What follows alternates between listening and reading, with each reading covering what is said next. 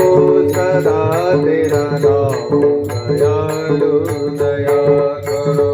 मैं तो जपू सदा तेरा नाम दयालु दया करो। द्वार खड़े हैं भक्त तुम्हारे, द्वार खड़े हैं भक्त तुम्हारे, अपनी दया के खोलो द्वारे, अपनी दया के खोलो द्वारे। पूर्ण हो सब काम दयालु दया करो। पूर्ण हो सबका दयालु दया करो। मैं तो जपू सदा तेरा नाम दयालु दया करो। मैं तो जपू सदा तेरा नाम दयालु दया करो। भजन कीर्तन गाऊं मैं तेरा, भजन कीर्तन गाऊं मैं तेरा, नित उठ नाम ध्याऊं मैं तेरा, नित उठ नाम। मैं तेरा। कृष्ण कृष्ण श्री राम दयालु दया करो। कृष्ण कृष्ण श्री राम दयालु दया करो। मैं तो जपू सदा तेरा नाम दयालु दया करो। मैं तो जपू सदा तेरा नाम दयालु दया करो। साधु संत की संगति देना, साधु संत के संगति देना, नाम अपने की रंगति देना, नाम अपने की। संगति देना। दास बना लो घनश्याम दयालु दया करो। दास बना लो घनश्याम, दयालु दया करो।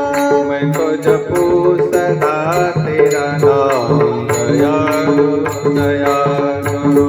मैं तो जपू सदा तेरा नाम दयालु दया करो। मेरे मन की ज्योति जगा दो, मेरे मन की ज्योत जगा लो। मुझको अपना रूप लगा दो। अपना रूप लगा लो। पहुँचा दो ब्रज धाम दयालु दया करो। पहुँचा दो ब्रज धाम, दयालु दया करो। मैं तो जपू सदा तेरा नाम दयालु दया करो। मैं तो जपू सदा तेरा नाम दयालु दया करो। हरि बोल हरि बोल हरि बोल हरि बोल हरि हरि बोल हरि बोल हरि बोल हरि बोल। हरि बोल हरि बोल हरि बोल हरि बोल हरि बोल।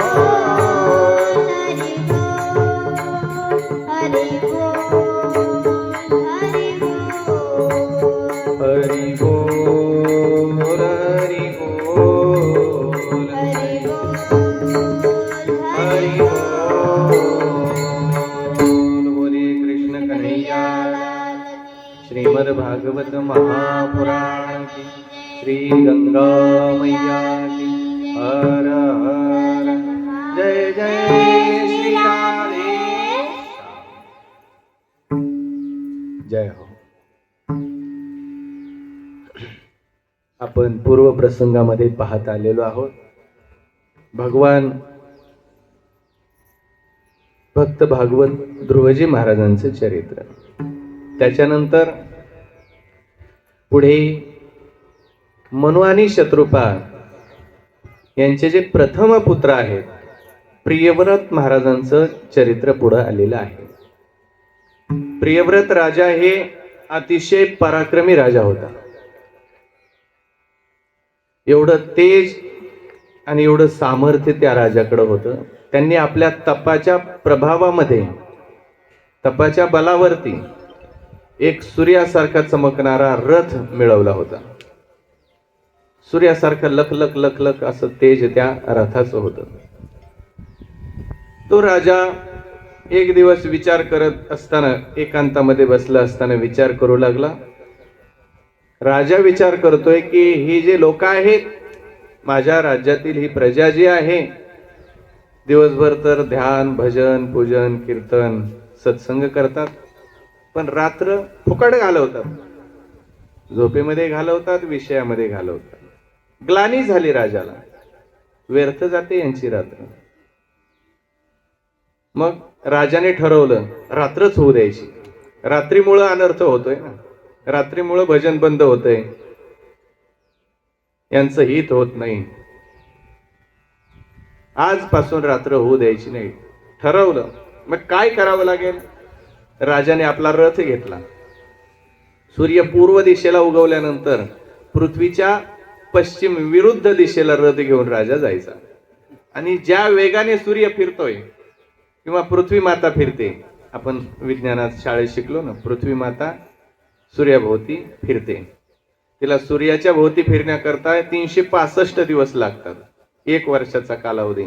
आणि स्वतः भोवती फिरण्याकरता 24 तासांचा वेळ त्या पृथ्वी मातेला लागतो. पृथ्वी माताही फिरते आणि आपलं हे शास्त्र सांगतंय सूर्यमंडळही फिरतंय. हेही चालतंय, सूर्यमंडळ चालतंय. हे विज्ञानाला मान्य नसेल कदाचित. विज्ञान आपलं सांगतंय, आपल्याला शिकवतंय शाळेमध्ये, सूर्य स्थिर आहे, पृथ्वी माता फिरते आहे, कारण तो फार दूर आहे. बरोबर आहे ना? पण पृथ्वी माता फिरते हे तर मान्य आहे विज्ञानाला. पण पुढे ज्ञान आहे त्याच्या, सूर्यमंडळ हे सुद्धा फिरते, फार मोठं मंडळ आहे. आणि मग त्याने विचार केला राजाने, आणि रथ घेऊन निघाला वेगाने पृथ्वी मातेच्या, सूर्याच्या विरुद्ध दिशेने. 7 दिवस झाले, रात्रच नाही, दिवसच आहे. रथेन ज्योतिर्मयेन रजनीमपि दिनम कष्ट करिष्यामीति. आपल्या रथाच्या ज्योतिर्मय तेजाने रात्रीचा दिवस केला, पण सगळी व्यवस्था बिघडली. गुत्त घेतलेल्या ज्या होत्या ना, त्या माता खुश झाल्या, पण रोजाने गेलेल्या बेजार झाल्या. पूर्वी घडी नव्हती ना, मग सुट्टी कधी असायची? दिवस मावळायला गेला की सुट्टी. दिवसच मावळा ना, 7 दिवस झाले.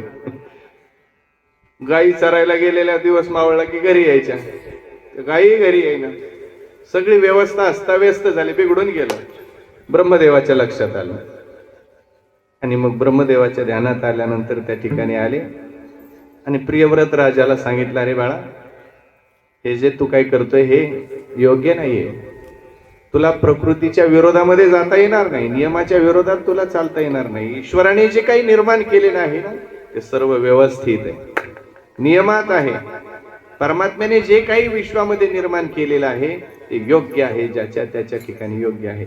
ईश्वराने कृपा करून केलेलं आहे, त्याच्यामध्ये बदल करण्याचा अधिकार तुला नाही. प्रियव्रताला सांगितलं, जे आहे ते व्यवस्थित आहे, योग्य. जसा दिवसाचा उपयोग आहे तसा रात्रीचा सुद्धा उपयोग आहे. या निशा सर्व भूतानां तस्याम जागृती संयमी यस्याम जागृती भूतानी सा निशा पश्यतो मुने. हे विषयी लोक ज्या वेळेला विश्राम घेतात रात्रीच्या वेळेला, त्या वेळेला हे मुनी लोक तस्याम जागृती भूतानी सा निशा पश्यतो मुने. हे सगळे भूत जागे होतात आणि हे मुनी लोक रात्र पाहतात आणि रात्रीच्या वेळेला ध्यान धारणा पूजन करतात. ज्याचा त्याचा उपयोग आहे. काम क्रोधाधिकांचीही उपयोगिता आहे, फक्त मात्रा किती घ्यावी हे ज्याच्या त्याच्या बुद्धीवर अवलंबून आहे. नाही तर त्यांचाही उपयोग आहे ज्या त्या ठिकाणी. समजावून सांगितल्यानंतर प्रियव्रताने त्या ठिकाणी आपला रथ थांबवलेला आहे. पुन्हा सगळी व्यवस्था सुरळीत झालेली आहे. असेही काही राजे आपल्यामध्ये होऊन गेलेले आहेत. बोला जय श्री कृष्ण.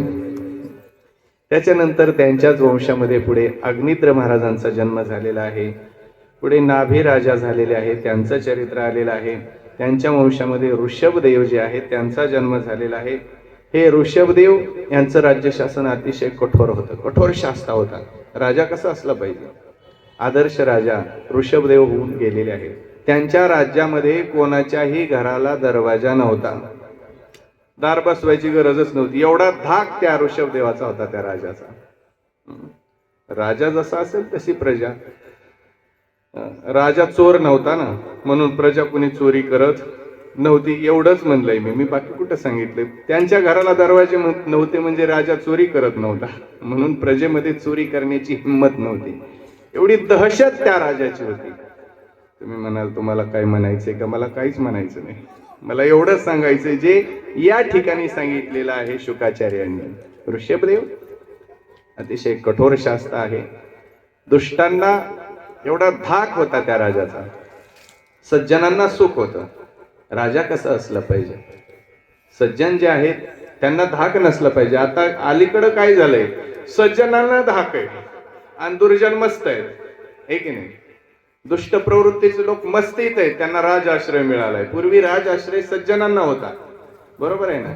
राज आश्रय द्यायचे राजे लोक कोणाला? साधू संत सज्जनांना. आता तसं नाही.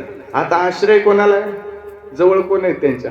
सज्जन का दुर्जन, तो भाग वेगळा आहे, असू द्या. पण दिसतंय प्रत्यक्षामध्ये आपल्याला सज्जनांना त्या ठिकाणी महत्व दिसत नाही आपल्याला आज कलियुगामध्ये. म्हणून तर परीक्षिती राजाला शाप दिल्यानंतर शमीक ऋषी शृंगी ऋषीला म्हटले, अरे शृंगी तू फार चुकीचं केलं. का तर इथून पुढचे जे राजे आहेत ना ते राजे चोर असतील आणि रात्रंदिवस प्रजेला लुटण्यामागे राहतील, म्हणून तू फार मोठा अनर्थ केला परीक्षिती राजाला शाप देऊन. परीक्षिती राजासारखा पुण्यशील धर्मात्मा आता येणं शक्य नाही, सज्जनांना आश्रय मिळणार नाही, हे त्यावेळेला सांगितलंय शृंगी ऋषीला. आणि तसं घडतही चाललंय. चांगल्या माणसाला भीती वाटते आपल्या राजाकडं, मोठ्या माणसाकडे जायला. दुर्जनांना भीती नाही वाटत, त्यांचा आदर आहे तिथं. सज्जन माणसाचा तिरस्कार आहे. एखादा साधू महात्मा जर एखाद्या मोठ्या गादीवर बसलेल्या माणसाकडे गेला तर त्याला भीती वाटते, बरोबर आहे? ही परिस्थिती कलियुगाची आहे. कलियुगामुळे हे सगळं काही घडत चाललेलं आहे. बोला जय श्रीकृष्ण. पण ऋषभदेव आहे अशा प्रकारचा आदर्श राजा आहे. ऋषभदेवांनी पुढे आपल्या पुत्रांना उपदेश करून अवधूत वृत्ती धारण केलेली आहे. सर्व राज्याचा ऐश्वर्याचा 51 वर्षात त्याग केला, जंगलामध्ये जाऊन साधना केली, आपलं कल्याण करून घेतलेलं आहे. त्यांच्याच वंशामध्ये पुढे भरत राजाचा जन्म झाला. भरत राजा अतिशय पुण्यशील पराक्रमी राजा, एवढा पुण्यशील पुण्यवान राजा होता की त्यांच्या नावावरून आपल्या देशाचं नाव भारत हे पडलेलं आहे. भारत माता की जय. एवढा पुण्यशील राजा या भारत भूमीमध्ये होऊन गेलेला आहे. त्या भारत भूमीमध्ये आपण जन्माला आलेलो आहोत. नाथ भागवतामध्ये नाथबाबा म्हणतात ज्यांची उद्या षष्ठी आहे, बरोबर आहे ना? त्या नाथबाबांनी सांगितलं भागवतामध्ये, ज्या जीवाचा या भरत खंडामध्ये भारत देशामध्ये जन्म होईल तो जीव भाग्यवान आहे, तो फार संपत्तीवान आहे. भरत खंडे नरदेह प्राप्ती हे तव परम भाग्याची संपत्ती. म्हणून या भारत देशामध्ये जो जन्माला आला तो भाग्यवान जीव आहे. त्या राजाचं चरित्र पुढे आलेलं आहे. भरत राजा जे आहेत त्यांचा राज्यभार जो आहे, राज्य कारभार आहे, व्यवस्थित आहे. त्यांचं वर्णन मदालसा राणीने आपल्या पुत्रांना करून सांगितलेलं आहे. त्या राजाच्या राज्यामध्ये कुठल्याही गोष्टीची कमी नव्हती.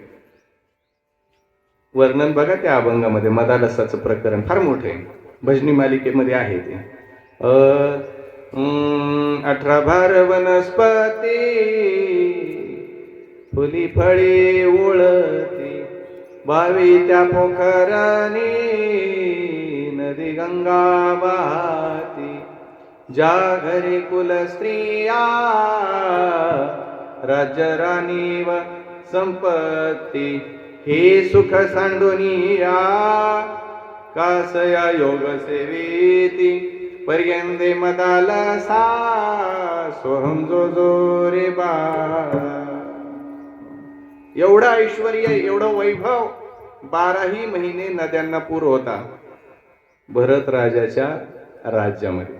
12ही महिने वृक्षांना फळं होते, नदी गंगा वाहती, फुली फळी ओळती. झाड असं लोटपोट व्हायची फळांनी, एवढी फळं असायची. आता फळच येईना. आपल्याकडे आंब्याला वर्षाआड येतात, कुठं कुठं 4 वर्षाआड येतात. हे आपल्या राजाचं पुण्य. बोला राधे राधे. जय श्री कृष्ण. काय राजन काय प्रजा. राजांचं आता घेताय. थोडं दक्ष राहिलं पाहिजे प्रजेनं. पूर्वी प्रजा दक्ष असायची. राजाला नीट करायला प्रजा असायची पूर्वी. आता प्रजेचं चालतच नाही तर करणार काय. का एकजूट नाही लोकांची, प्रजेची संघटित नाहीत. एक विचार, एकजूट हे महत्वाचं आहे. कलियुगामध्ये असं सांगितलं, तुम्ही एक विचाराने राहा आणि सगळ्यांचं हित ज्याच्यामध्ये, त्या विचाराने तुम्ही राहा. जगाचं हित आहे, समाजाचं हित आहे, तो विचार करून एकत्रित राहायला काय हरकत आहे तुम्हाला. एकमेकाला आनंद द्या. तुम्ही तुमचं संघटित राहा आणि आनंद घ्या, हे सांगतात. बोला राधे राधे. सत्कर्म असेल, सत्कर्माला साह्य व्हावे. तुका म्हणे सत्य कर्म व्हावे साह्य. कुणी करू दे. एखादा जर सत्कर्म करण्याकरता निघाले, आपला हा परिवार सत्कर्म करण्याकरता निघाला, उदाहरणार्थ लांडे पाटील परिवार आहे, सगळं गाव आहे, परिवार निघाला एक सत्कर्म करण्याकरता, तर तुकाराम महाराज म्हणतात त्या सगळ्यांनी त्यांना साह्य झाले पाहिजे. तुका म्हणे सत्य कर्म व्हावे साह्य. कशाला करताय आणि काय फायदा आहे आणि काय होणार आहे. तुकोबाराय म्हटले नरकाला जायचंय काय. घातली या भय नरका जाणे. कोणी जर प्रतिबंध करत असेल एखाद्या सत्कर्माला तर त्याला नरका जाणे चुकेना. महाराज म्हटले नरकात जावं लागेल, त्यापेक्षा कशाला प्रतिबंध करता. साह्य व्हा, तुम्हाला त्याचं पुण्य लागेल, असं सांगितलेलं आहे. म्हणून सगळ्या समाजाने साह्य झालं पाहिजे. बोला राधे राधे. तसा हा पुण्यशील पराक्रमी राजा भरत राजा तपश्चर्या करण्याकरता जंगलामध्ये गेले. कशासाठी गेले. देवासाठी घेऊनी जोगा अवघा भोग त्यजीला. पण एक दिवस असं घडलं, अर्घ्य देत असताना त्या नदीमध्ये एक हरणाचं पाडस पाण्यात पडलं. दयाळू अंतकरण त्या ठिकाणी उचललं, झोपडीत आणून ठेवलं. इथपर्यंत ठीक आहे.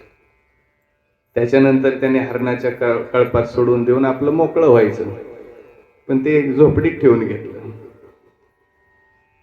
घेतल्यानंतर ते हळूहळू वाढू लागलं. हे ध्यानाला बसले की ते पाठीला चाटायचं हरणाचं पाडस. तर राजाचं ध्यानभंग व्हायचं आणि त्या हरणावरती प्रेम जडलं. राजाचं प्रीती वाढली. बघा सगळं सोडून आलाय. राज्य वैभव काय कमी होतं का राज्यामध्ये. सगळं काही अनुकूल आहे, सगळे ऋतू अनुकूल आहे, सगळं काही. सगळं सोडलं कशा करता. देवासाठी. पण इथं आल्यानंतर सगळं सोडलं मरण मंगलमय करण्यासाठी, मरणासाठी. पण इथं आल्यानंतर लागलं ध्यान हरणाचं. हरणाचं ध्यान लागलं. हरणाचं कसं होईल, हरणाचं कसं होईल, हरणांचं कसं होईल.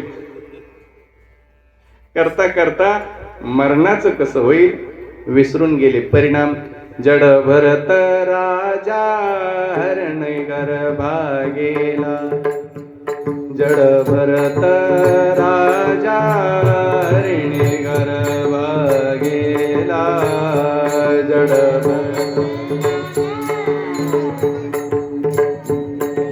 गेला. जड भरत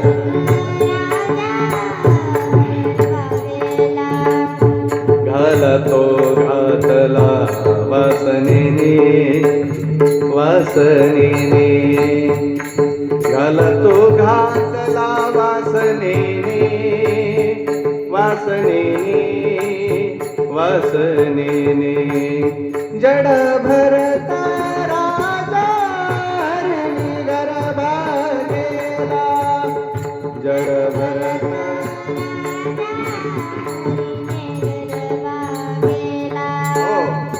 परिणाम जड भरत राजा हरिणी गर्भा गेला. घाला तो घातला वासनेने. अंतकाळच्या वेळेला चिंतन सुटलं, मरणाचं सुटलं आणि हरणाचं लागलं. हरणाचं कसं होईल, हरणाचं कसं होईल.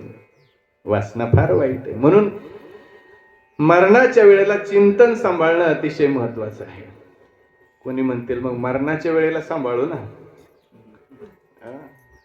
ते मरणाच्या वेळेला स्मरण होण्याकरता जीवनभर करावं लागतंय, जन्मापासून करावं लागतं. त्या वेळेला नाही होत, नाही होत. त्याच्याकरता जीवनभर अभ्यास करावा लागतो, जन्मापासून अभ्यास करावा लागतो स्मरणाचा, नामस्मरणाचा. त्याचं चिंतन सांभाळावं लागतं. तसं या जडभरत राजानेही खूप परमार्थ केला, पण ऐन वेळेला धोका झाला, घात झाला. तसा धोका होत असतो जवळपास बहुतेकांना, सगळ्यांनाच होतो. 2-5% सोडले, थोडे सोडले तर सगळ्यांनाच हा धोका होतो. कशामुळे होतो? हरणांचं कसं होईल? हरण आहेत का घरी? आहेत 4-2 आहेत प्रत्येक घरी. त्या हरणांचं कसं होईल? हरण काय व्हायचं ते होईल, आपल्या मरणाचं कसं होईल ते पहा. परिणाम झाला, हरणाच्या जन्माला जावं लागलं.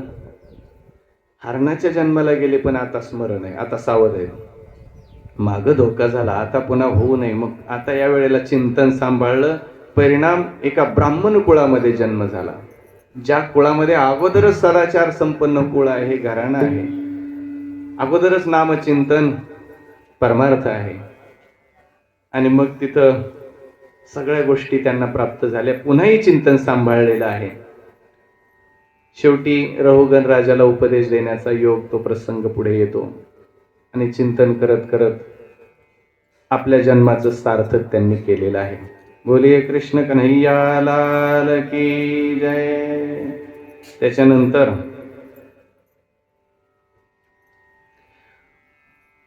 अठ्ठावीस नरकांचं वर्णन आलेलं आहे.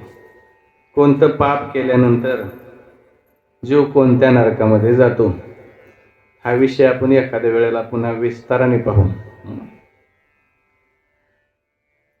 बोला राधे राधे. काही समास विधीने आणि काही व्यास विधीने, बरोबर आहे ना. सगळ्याचा विस्तार नाही करता येत. मी तुम्हाला सांगितलं त्या दिवशी 13वं वर्षे मामल्यात, आणि वर्षातून कधी कधी 2-2 कथा याच भागवतकाराच्या होत्या. तरी तिथलं सांगणं आमचं संपलं नाही. मी दरवेळेला नवीन विषय, याच्यातला जो विषय राहिलेला आहे, जो भाग, तो सांगतोय, तरी संपलं नाही. मग 12 वर्षात संपलं नाही. वर्षात दोनदा सांगून, घाटसावळीत एकदा सांगून संपत असतं का? बोला जय श्रीकृष्ण. 28 नरकांचं वर्णन आहे. कोणतं पाप केल्यानंतर जीव कोणत्या नरकामध्ये जातो ते वर्णन ऐकल्यानंतर परीक्षिती राजा घाबरले. म्हटले, महाराज बस बस बस करो. शुकाचार्य म्हणतात, काय झालं राजन? म्हटले, ही तर जीवाची फार मोठी या ठिकाणी दुर्गती आहे, खूपच धुलाई करतात या नरकामध्ये. शुकाचार्य म्हणतात, मग ही धुलाई होऊ नये, फजिती होऊ नये, मग त्याच्याकरता जीवानेच काहीतरी अगोदर प्रायश्चित्त केलं पाहिजे, करावं. काय करावं? या कलियुगामध्ये कोणता साबण असा बढिया आहे की आम्ही स्वच्छता करू, साफ करून घेऊ? म्हटले, या कलियुगामध्ये नामस्मरणासारखा दुसरा बढिया असा साबण नाहीये. तो योग्य त्याचा वापर करून तुम्ही आपलं जे काही कर्म आहे, दुष्कर्म आहे, पापकर्म आहे, त्याचं क्षालन करू शकता आणि आपलं कल्याण करून घेऊ शकता. मग तो इतिहास सांगण्याकरता सुरुवात करतात. कान्यकुब्जी नगरीमध्ये राहणारा तो ब्राह्मण कुळामध्ये जन्माला आलेला अजामेळ, सत्कर्म आहे, सदाचार आहे, सर्व गोष्टी आहेत घरामध्ये. पण एक दिवस जंगलातून समिधा आणत असताना योगायोग ज्या रस्त्याने जाऊ नये त्या जाण्यात आलं, वाट चुकला आणि त्या रस्त्याने पाहू नये ते दृश्य पाहण्यात आलं. त्या ठिकाणच्या त्या स्त्रीला घरी घेऊन आलं. घरी घेऊन आल्यानंतर त्या देवीला घरात आणल्यानंतर त्यांची धर्मपत्नी घरामध्ये होती, अजामेळाची. त्या देवीने विचारलं, ह्या कोण?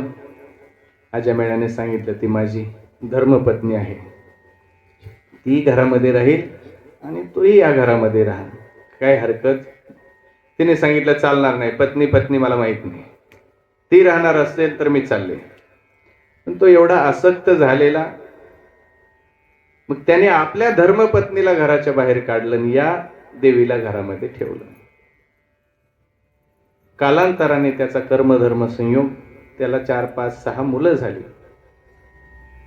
आणि एक दिवस संतांची दिंडी गावामध्ये आली, संत मांदेयाळी आली. कर्मधर्म संयोग, मागचं जे काही त्याचं पुण्य आहे, सदाचाराचं, सत्कर्माचं, ते कामाला आलं.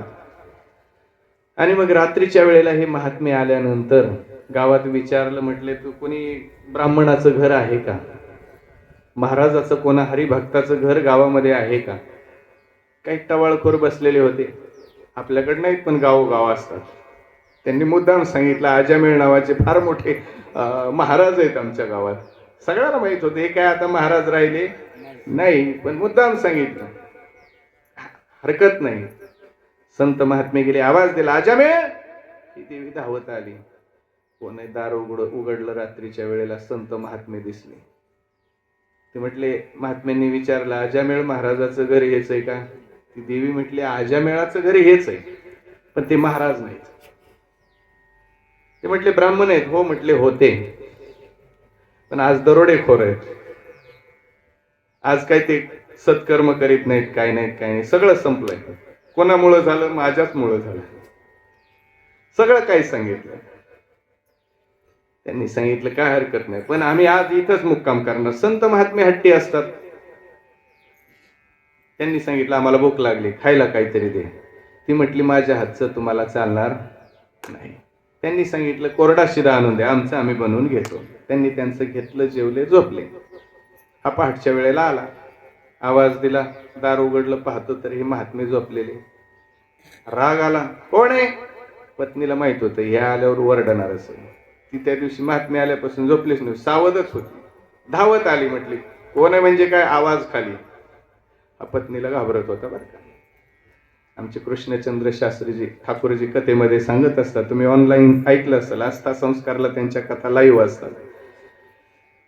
त्यांचा विषय ते सांगत असतात.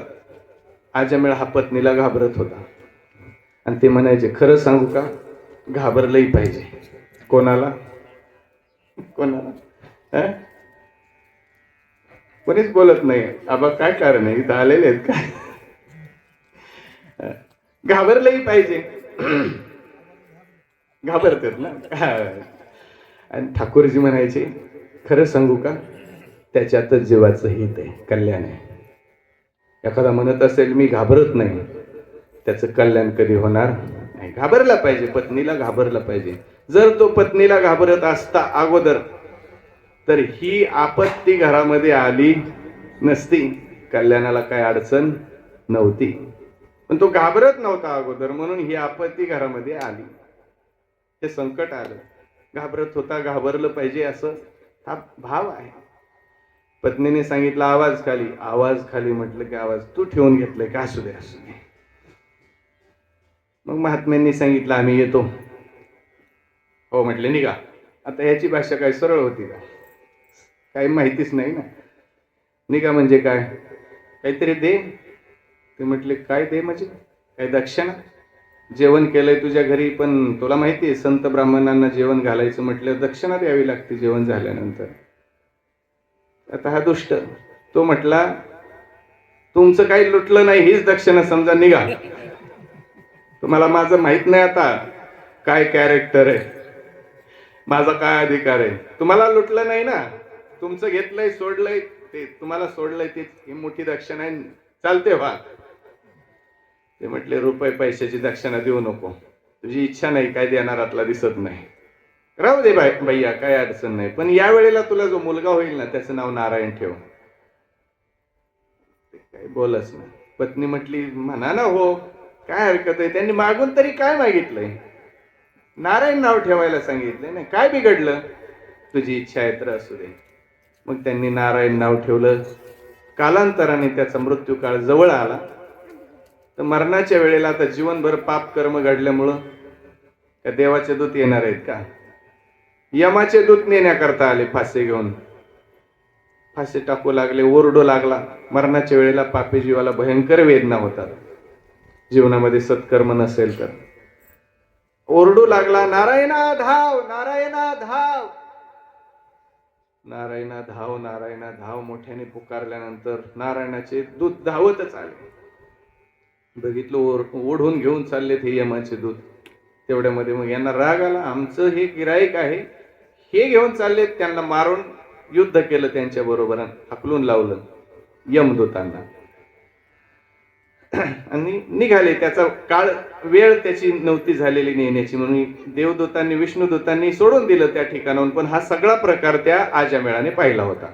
नारायणा धाव म्हटल्यावर हे धावत आलेले, त्यांना मारून लावलेले. यमदूत त्या ठिकाणी गेले यम दरबारामध्ये आणि सगळे ते पाश वगैरे साहित्य दिलं फेकून यमाच्या समोर आणि म्हटलं आजपासून असली नोकरी आम्हाला नको. म्हटलं काय झालं? यमदेवाला वाटलं असं एक जण नोकरीवरून घरी निघून चाललं तर हे मग कारभार चालायचा कसा? त्या पाप्यांना रोज कोण पकडून आणेल? झालं काय? झालं काय म्हणजे काय? अरे म्हटले तो दुष्ट पापी, त्याला आणण्याकरता तुमची आज्ञा घेऊन गेलो. मग काय झालं? म्हटले त्या ठिकाणी गेल्यानंतर तो 4-2 वेळा त्याच्या पोराला म्हणला नारायणा धाव, नारायणा धाव. अंगणात खेळत होतं त्याचं ते नारायण नावाचं बालक.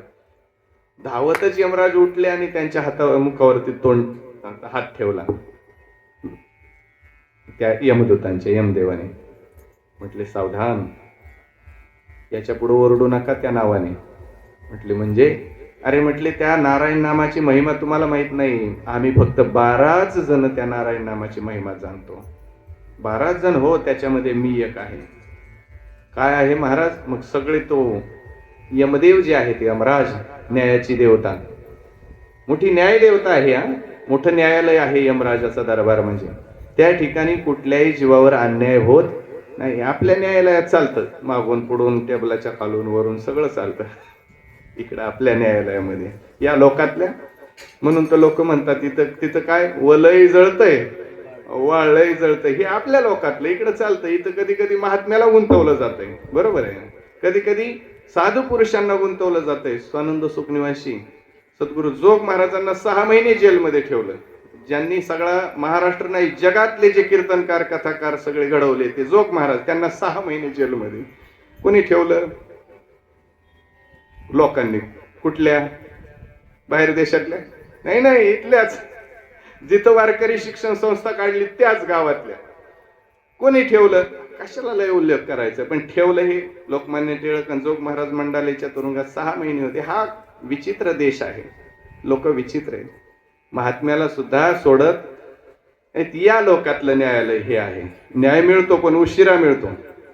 सिंधुताई सपकाळचं भाषण व्याख्यान एक वेळेला ऐकलं मोबाईलवरती. म्हटल्या दुर्दैव रे महाराष्ट्राचं. या महाराष्ट्रामध्ये मोठं होण्याकरता मरावं लागतं.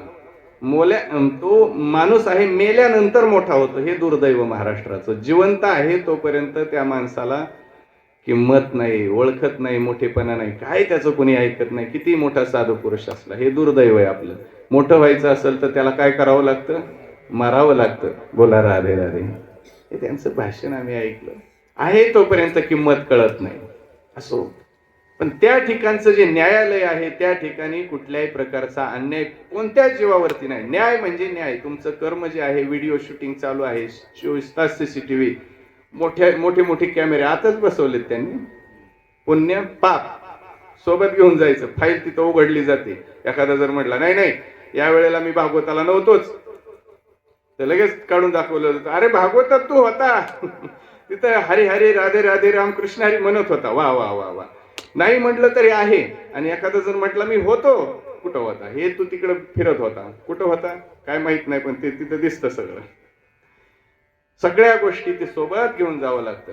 काही नेता येत नाही, पण कर्म घेऊन जाता येतं. कर्मानुगच्छति जीव एक. आपलं कर्म घेऊन जायचं. निवाडा त्या ठिकाणी होतो. तिथं वशिला चालत नाही चालत.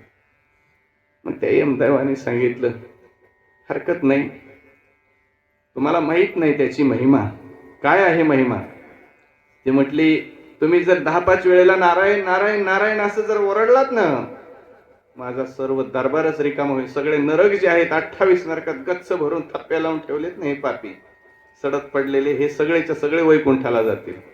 एवढी महिमा.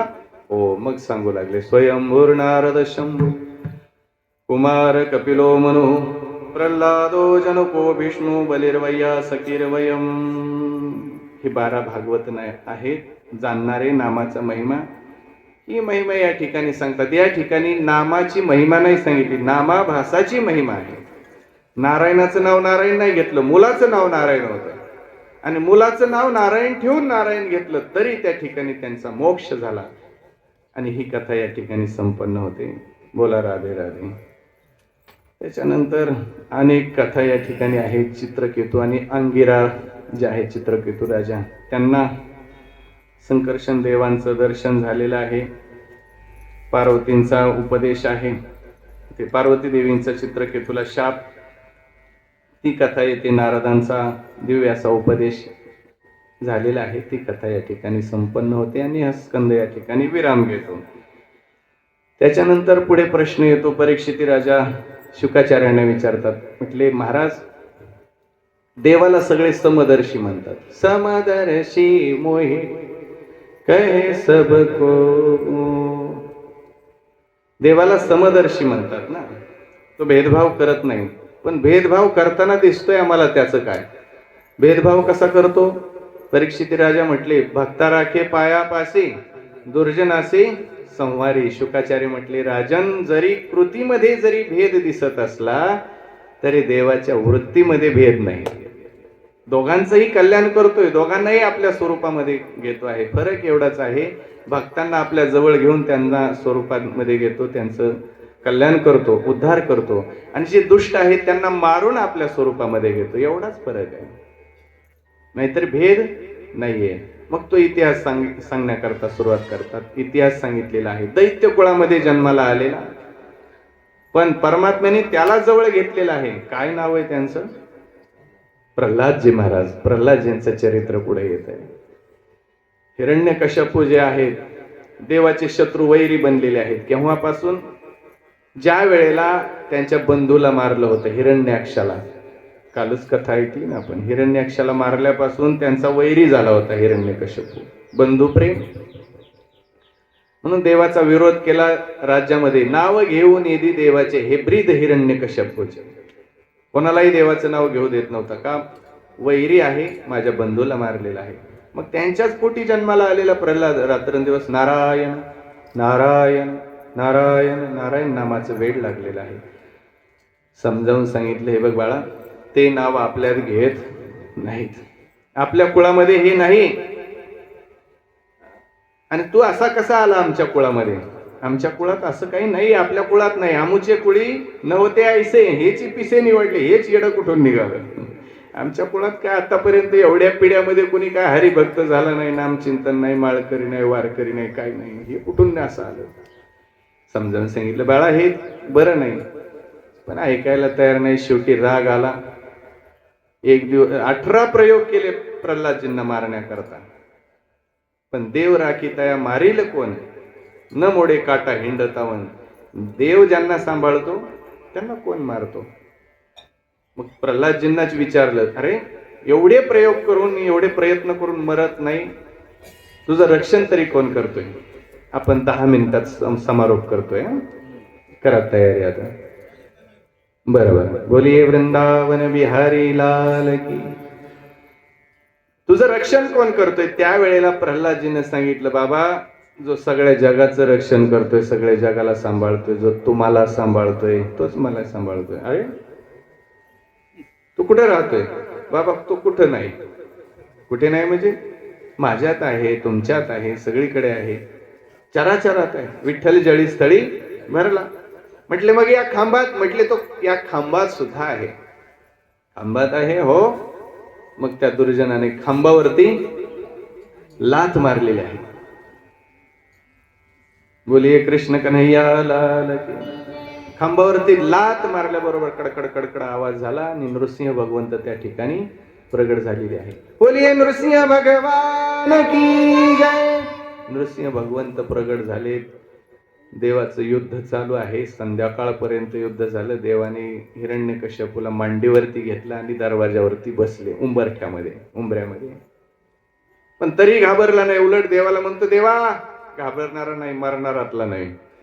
भैया तुला आता मारण्याकरता घेऊन बसलोय, तू मरणारातला नाही, असं कसं बरं? अरे ज्याने तुला निर्माण केलं तो ब्रह्मदेव, तोही मरतोय, है की नाही?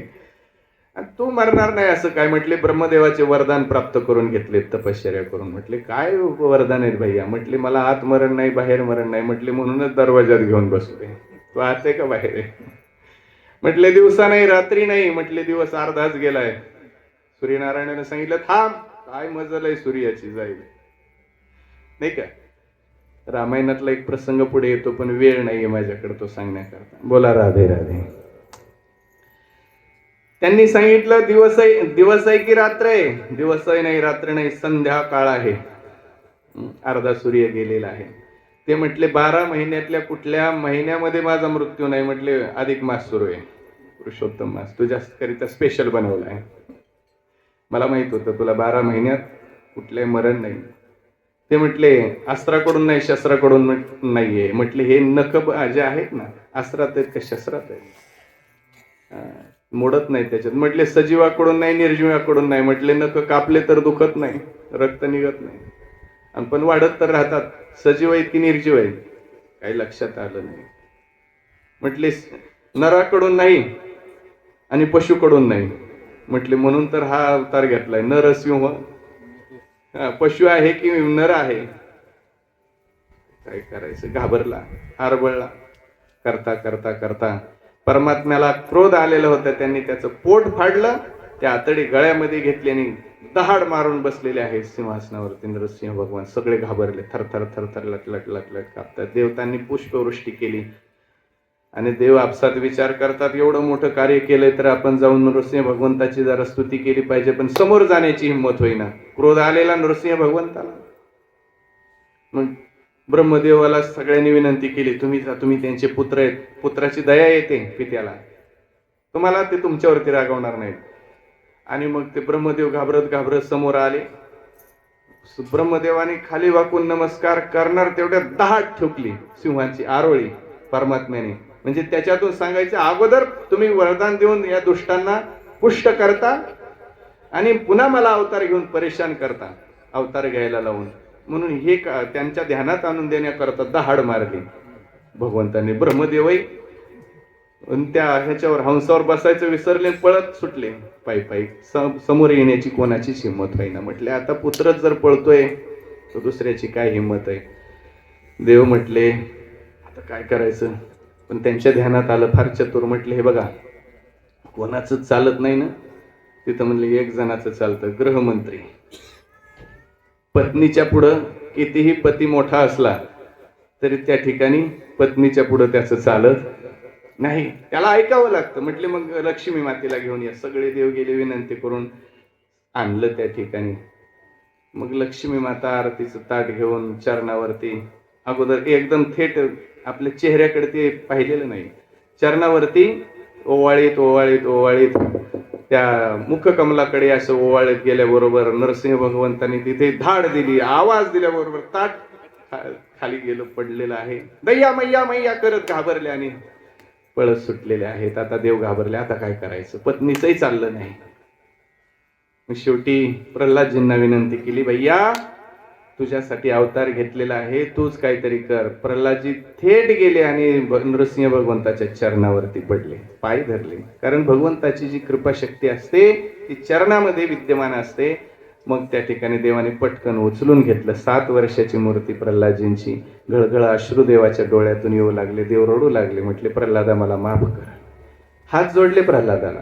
म्हटले अरे या तुझ्या कोमल शरीरावरती या दुष्टाने किती प्रहार केले, किती अत्याचार केला, किती अन्याय केला, एवढं तुला सहन करावं लागलं. मला मात्र येण्याकरता उशीर झाला, म्हणून मला माफ करा. धन्य आहे हा भक्त प्रल्हाद की आज देव क्षमा मागतोय भक्ताची. देवा प्रल्हादा मला क्षमा कर म्हणून. मग दिव्य अशी स्तुती प्रल्हादजींनी देवाची केलेली आहे.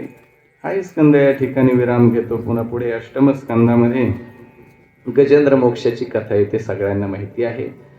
गजेंद्र जो आहे हत्ती आहे, त्याचा परमात्म्याने उद्धार केलेला आहे. समुद्र मंथनाची कथा येते. वामन चरित्र सगळ्यांना माहिती आहे.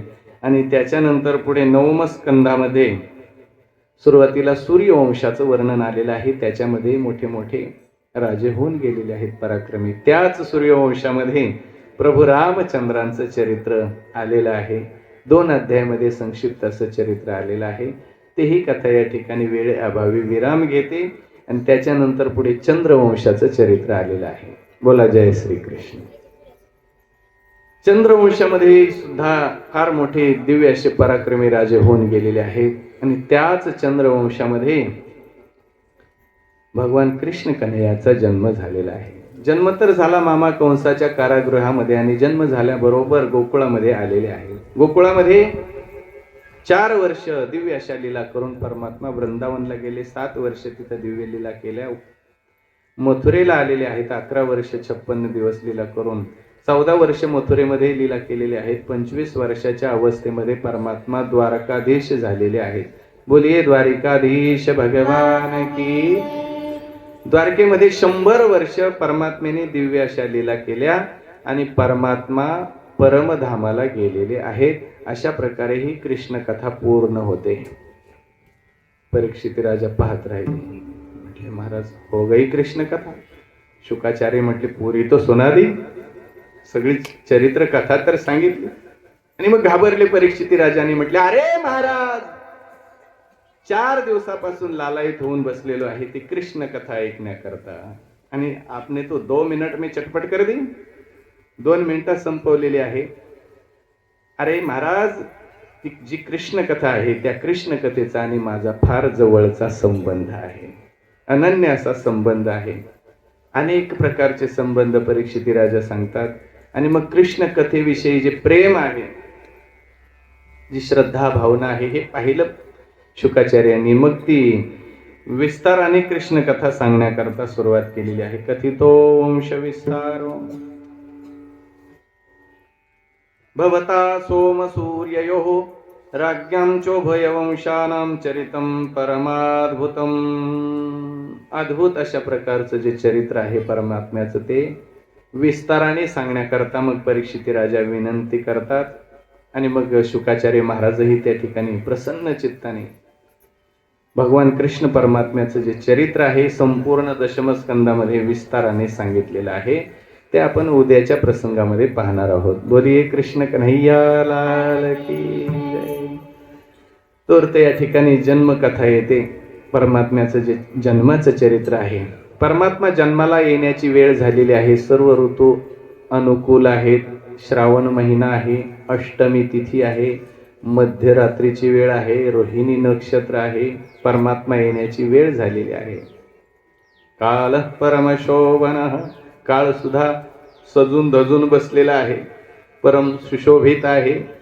आणि मध्यरात्रीच्या वेळेला कृष्ण परमात्मा त्या ठिकाणी अवताराला आलेले आहेत. बोलिये कृष्ण कन्हैया लाल की जय. परमात्मा जन्माला आले आणि जन्माला आल्यानंतर त्या ठिकाणी कमलासारखे नेत्र आहेत त्या परमात्म्याचे. त्याचं वर्णन शुकाचार्यांनी या ठिकाणी केलेलं आहे. 8 वर्षाचं वय आहे. अष्टभुजा 8 हाताची ती मूर्ती आहे. चतुर्भुज परमात्मा आहे. शंख चक्र गदा पद्म धारण केलेले आणि 8 वर्षाची ती मूर्ती परमात्म्याची प्रगट झाली. त्यावेळेला देवकी माता दिव्य अशी स्तुती हात जोडून करते आहे. वसुदेवजी त्या मूर्तीचं स्तवन करत आहेत. आणि देवकी माता म्हणते अरे कन्हैया, अरे लाला, या रूपामध्ये तू वावरू लागला तर तुला देवकीचा कोण म्हणल? तू लहान हो. त्यावेळेला देव म्हणतात मैया तू काळजी करू नको. मी या रूपामध्ये आहे तोपर्यंत तुला काही चिंता करण्याचं कारण नाही. मी लहान होतो, मी लहान होईल आणि मी लहान झाल्यानंतर मात्र तुम्हाला माझी काळजी घ्यावी लागेल. लहान झाल्यानंतर मला इथं ठेवू नका. कुठं घेऊन जा? नंदाच्या घराला. मज नेई गोकुळाला. माया उपजली तेथे ठेवी मज. आणि येथे माया येथे आणि मज ठेवी तेथे गोकुळामध्ये. मग त्या ठिकाणी परमात्म्याने सांगितल्यानुसार देवाला त्या ठिकाणी वसुदेवजी घेऊन गेले.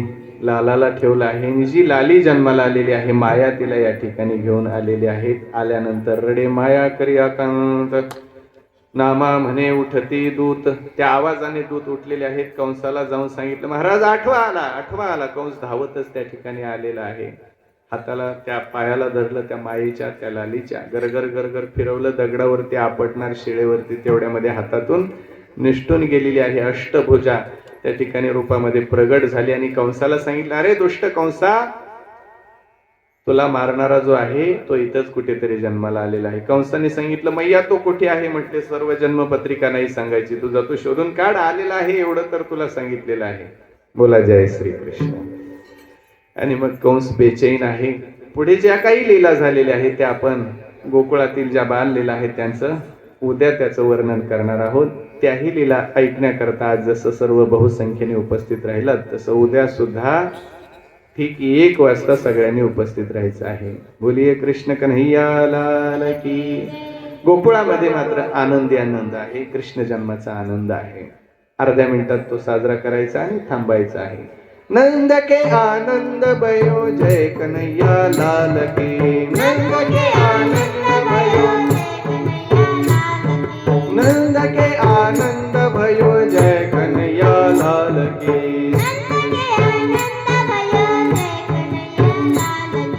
नंद के आनंद भयो जय कन्हैया लाल की.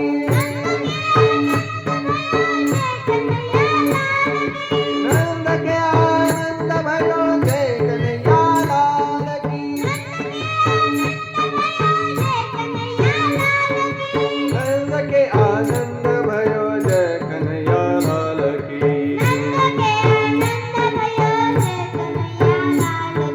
नंद के आनंद भयो जय कन्हैया लाल की.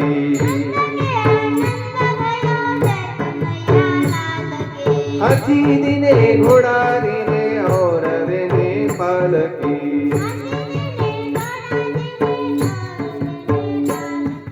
नंद के आनंद भयो जय कन्हैया लाल की.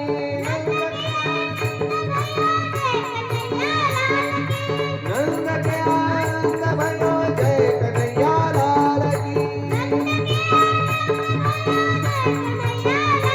बोलिए कृष्ण कन्हैया लाल की. जय जय श्री राधे श्याम. थोडक्यामध्ये या ठिकाणी बालकृष्णाचं पूजन होईल. आपले देव बाप्पा या ठिकाणी पूजन करतील आणि लगेच आरती होईल.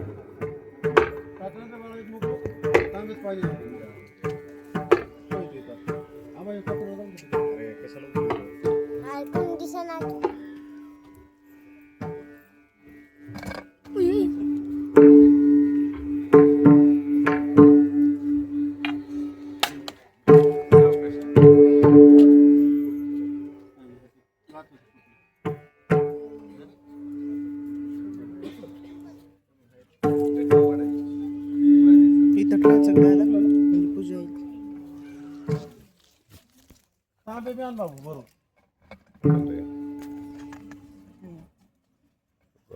काय ऐकत नाही बाबा आपलं. ऐकत नाही भराभरात पुढे जाते. अर्धा तास पुढेच जाते. आबा तीच इच्छासाठी चाल केलो आबा तर मन देव मोडी ना झाला काय करायचं आता. लवकर सुरू केलं तरी तेच. आबा तुमची इच्छासाठी चालते देव ऐकतोय तुमचं काय ते काय म्हणले आपण देव ऐकतोय भगवान. चला दादा रंग खाई नाही तो म्हणला दुसरा बार का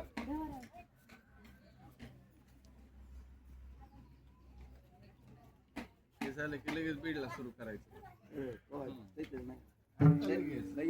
पवित्र पवित्र वा सर्वांग स्मरी कुंडली काश सभाया अर्ध होतंय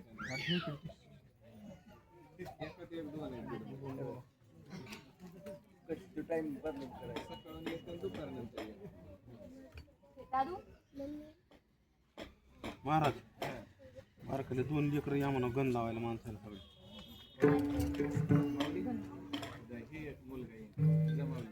नाही हा जमतंय नाही दुसरी तू बस बरं 2 मुलं या आणखी एक मुलगा लावण्यासाठी तुमच्या कामाची नका उठू पवित्र पवित्र वा सर्वावस्थांग स्मरी पुंडली काच सभाया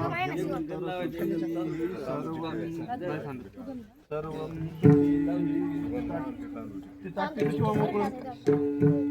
ताट तिथं ठेवा मोकळं. हां त्याच्यामध्ये गोपालकृष्ण मांडा हे घ्या तांदूळ तांदूळ ठेवा खाली मांडा गोपालकृष्ण. हां तुम्ही पाणी घाला तुम्ही पंचामृत घाला देवाला. पाद हे घ्या ना चमच्या त्याला का चमच्याने घाला हे पंचामृत.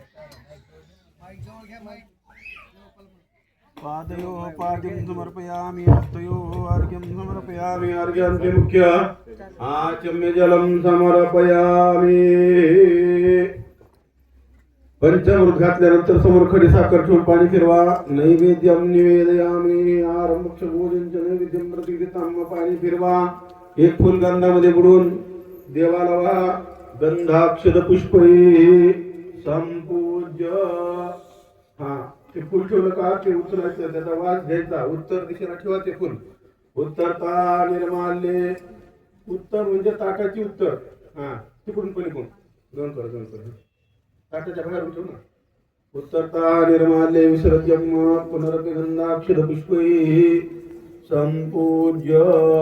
पुन्हा गंधाक्षद फुलवा. चमच्याने पाणी घाला, नाही तर तांब्याने धार लावा, काही करा. चमच्याने घाला देवाच्या अंगावर. हरि ओम ऐकतच ज्ञान लावायला परव. हरि ओम सहस्रजे गावृगा प्रभात सर्व मित्नी सर्वते प्रस्ता यतिष्ठ दशांगुलम पुरुष सगळ्या माणसाला लावा.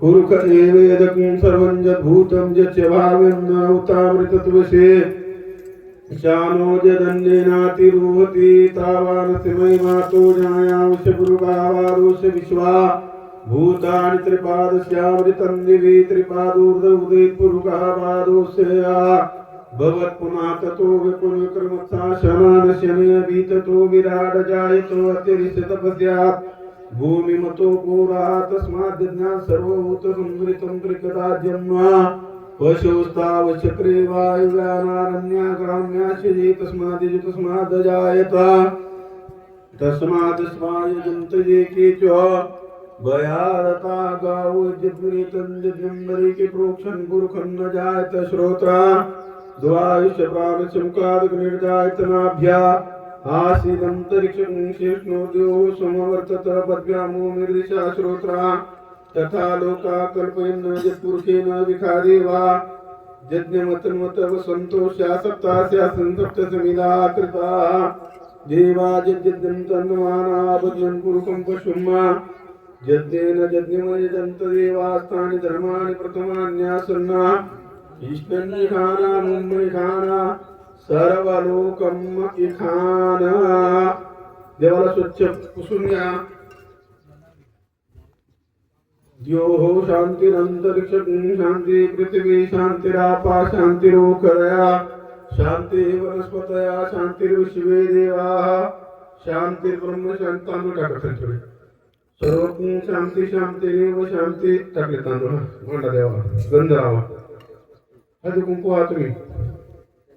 सामा शांतिरेदे किती करा. सामा शांतिरेदे शांती शांती शांती.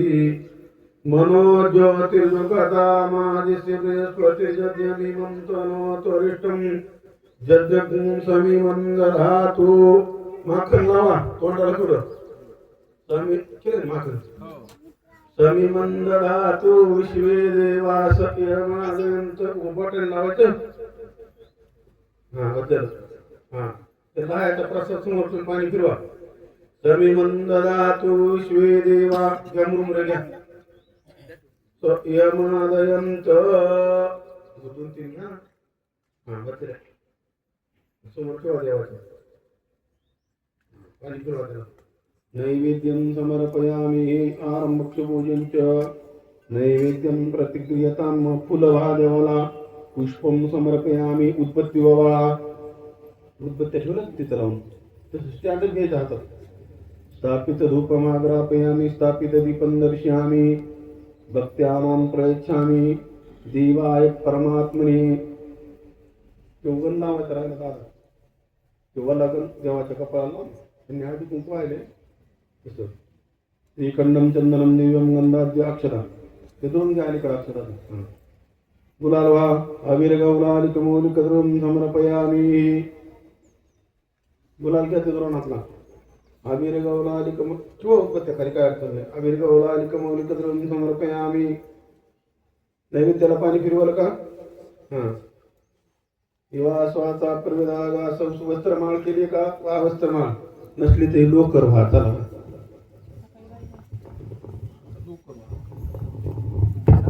लोकर व्हा. किंवा श्वासा प्रवेदागा सौत्रेयान भवति जायमानः तन्धीरा सकवय उन्नन्ते सवाद्यो मनसा देवयन्ताः. वस्त्रोप वस्त्रम समर्पयामि. हे फोटोला गंध लावा. श्रीकंदम चंदनम दिव्यम नंदाद्य सुमनहारम विलेपनम सुरेश्रेष्ठम चंदनम प्रतिगृहताम.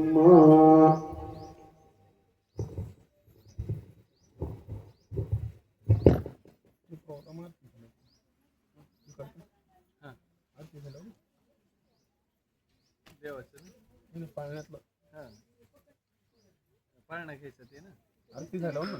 हो आरती झाली. मग ती बाळनंतरच टाकावं ना. हो नंतर आतापासून मला रडून ते आरत्या आरत्या थोडं आरती होस तर थांबा. 5 मिनिट बसा तुम्ही इथं 2 मिनिटं. पेटवा आरती चला. मंगलम भगवान विष्णु मंगलम गरुडध्वजा मंगलम पुंडलीकाक्ष मंगलाय तनो हरे.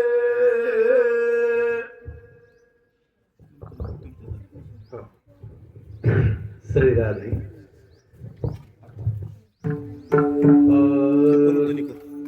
कर्पूर गौरम करुणावतारम संसार सारम भुजगेन्द्रहारम सदा वसन्तं हृदयारविन्दे भवं भवानी सहितं नमामि.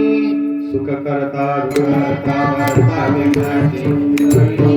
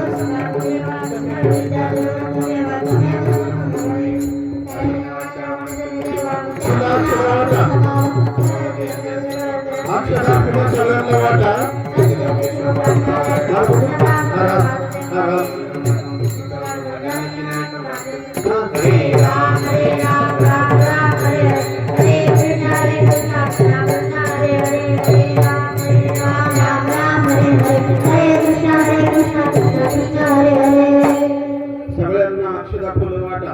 सर्वांपर्यंत अक्षदा फुलं पोहोचले पाहिजे. आपण 2 मिनिटं थांबू. कुणी म्हणते आमच्याकडे अक्षदा आल्या, कुणी म्हणते फुलं आली. तसं नको. पुष्पांजली मनुष्कर नाही का वाटायचं. आता वाटणारे जरा कमी दिसते मला. एक जण तांदूळ वाटत ते हा थोडा सुरू होतो. हरिओम जज्ञेन देवा ताने नवाने मृदमान्यासन्ना ते अनाकमय मानस जनिधर पूर्वे चार्या संते देवा ओम राजाधिराजाय प्रदासाय ओत्रमाय कुतुमे कामाय मयम कामने श्रवण ददातु कुमे राज वैश्रवणाय. पुन्हा करते देऊन टाका. तुम्ही नका आलाय इथून. महाराजाय नमः. ओम स्वस्तिताम राज्यं भोज्यं वै राज्यं वारमिष्टं राज्यं महाराज्यमादि समुद्रपरिमदाया ईशा सार्वभौम सार्वाश्च परार्धाव संग्रे आविश्यतस्य कामप्रिये विश्वे देवास्य वासुदेति एकदन्ताय विद्महे वक्रतुण्डाय धीमहि तन्नो दन्ति प्रचोदयात्. नारायणाय धीमहि वासुदेवाय धीमहि तन्नो विष्णु प्रचोदयात्. महालक्ष्मी च विद्महे विष्णु पत्नी च धीमहि तन्नो लक्ष्मी प्रचोदयात्.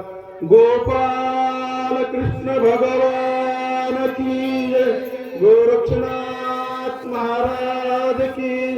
समर्थ सद्गुरु कृष्णदास महाराज की जय. माऊली ज्ञानेश्वर महाराज की जय. जगद्गुरु तुकाराम महाराज की जय. प्रसाद घ्या. प्रसादाला पाणी फिरवा. मोठा प्रसाद घ्या.